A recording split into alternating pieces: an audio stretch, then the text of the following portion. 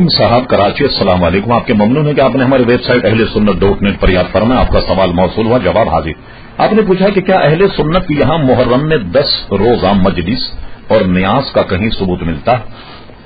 تو دیکھیے، سب سے پہلی بات تو یہ کہ جو 10 محرم ہے، 10 محرم یہ ایک برکت والا دن ہے. مثال کے طور پر ایک روایت دیکھیے، حدیث میں موجود ہے. ایک روایت میں ہے کہ حضرت صدیقہ یعنی عائشہ صدیقہ فرماتی ہیں کہ رسول اللہ صلی اللہ علیہ وسلم عاشورے کے دن روزہ رکھنے کا حکم فرماتے تھے. ایک اور روایت میں ہے کہ جب رمضان کے روزے فرض نہ ہوئے تو حضور صلی اللہ علیہ وسلم عاشورہ کا روزہ رکھتے اور عاشورے کے روزے کا رکھنے کا حکم بھی دیتے. ایک روایت میں ہے کہ جب رمضان کے روزے فرض ہو گئے تو حضور علیہ السلام نے فرمایا کہ جس کا جی چاہے وہ عاشورہ کا روزہ رکھے اور جس کا جی چاہے روزہ نہ رکھے.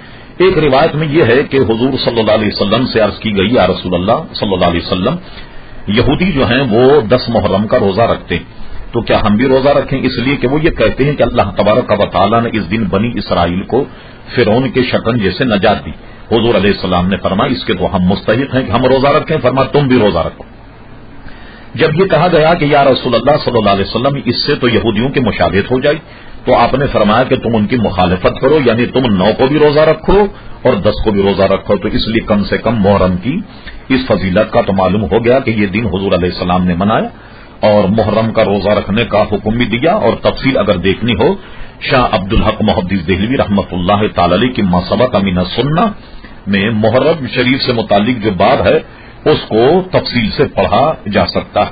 اب رہا یہ کہ مجلس محرم، اس میں امام حسین رضی اللہ عنہ چونکہ شہید ہوئے، اس لیے اس قسم کی محافل منعقد کر کے دینی معاملات کا ذکر کرنا، حضور کی سیرت بیان کرنا، صحابہ کی سیرت بیان کرنا، حسنین کریمین کی سیرت بیان کرنا، اس میں کیا حرج؟ جیسے اور محفلیں ہوتی ہیں اسی طرح یہ محفلیں منعقد ہوتی ہیں.